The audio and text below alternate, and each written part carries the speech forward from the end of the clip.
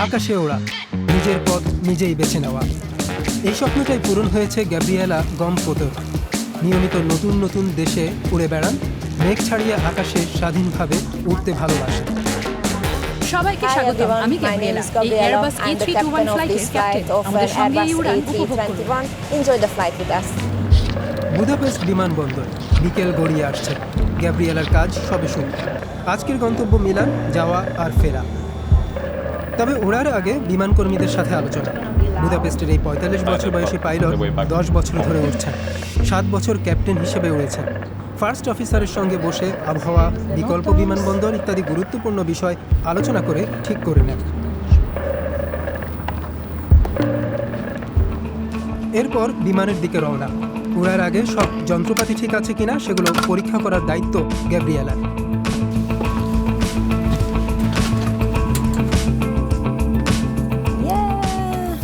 বিমানের কাঠামোয় কোনো ত্রুটি আছে কিনা দেখতে হয়। জ্বালানি, তেল বা হাইড্রোলিক তরল কোথাও লিক হচ্ছে কিনা সেটাও দেখতে হয়। ব্রেক, টায়ার নিখুঁত আছে কিনা সব কিছু পরীক্ষা করি। একদিকে তিনি বিমান পরীক্ষা করছেন, অন্যদিকে তার সহ পাইলট ককপিট প্রস্তুত করছেন। তারা পালা করে বিমান চালান। আগেই ঠিক করা থাকে কে কোন পথে চালাবে। গ্যাব্রিয়েলা আবারও সব ফ্লাইট ডেটা মিলিয়ে দেখেন। সব ঠিক থাকলেই উড়ার প্রস্তুতি সম্পূর্ণ।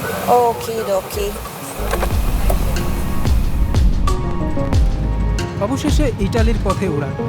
নারী পাইলট ব্যাপারটা এখনও খুব একটা প্রচলিত নয়। বিশ্বজুড়ে ফ্লাইট ডেকে নারীদের সংখ্যা মাত্র ৬%। এর একটা কারণ নারী রোল মডেলের অভাব।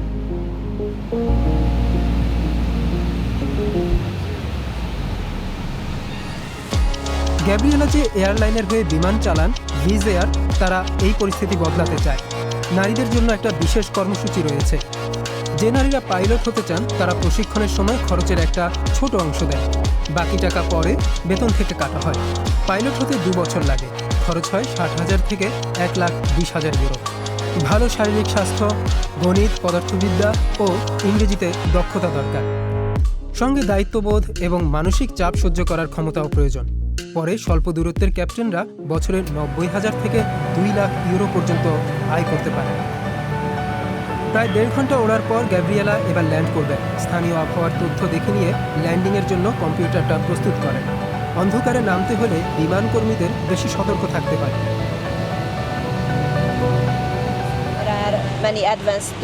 রাতে চোখের ভ্রম কমাতে সাহায্য করে এমন অনেক উন্নত সরঞ্জাম রয়েছে। গ্রাউন্ড ন্যাভিগেশন সিস্টেমের উপর নির্ভর করি, যা আমাদের রানওয়ের দিকে নিয়ে যায়। আর রানওয়ের আলো উচ্চতা বুঝতে সাহায্য করে। 50, 40, 30, 20, retard, 5.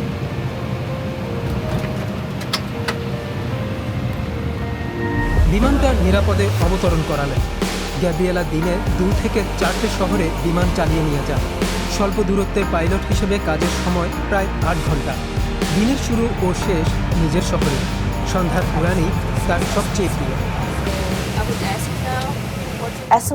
বিমানটা আকাশে ক্রুজিং অল্টিটিউডে পৌঁছলে জানলার বাইরে তাকাই। মনে হয় সত্যি আমি এই গ্রহেরই এক বাসিন্দা। তখন নিজের ছোট ছোট সমস্যাগুলো তুচ্ছ মনে হয়। আর মনে হয় মানুষ প্রকৃতির এক বিশাল ব্যবস্থার ক্ষুদ্র অংশ Retard.